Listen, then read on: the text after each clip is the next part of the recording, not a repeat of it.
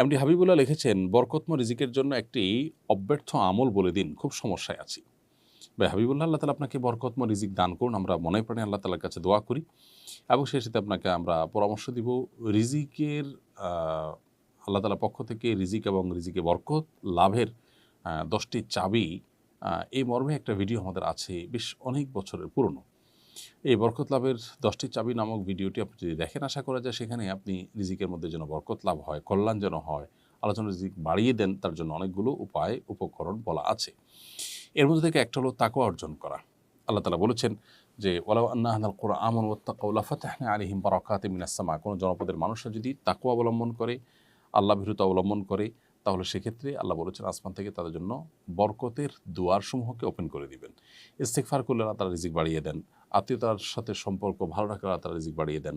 রিজিক বাড়ানোর আরও যে সমস্ত আমলগুলো রয়েছে কোরআন হাদিসে, সেগুলো আমরা বেশি বেশি করার চেষ্টা করব। আল্লাহ তাআলা আমাদেরকে তৌফিক দান করুন।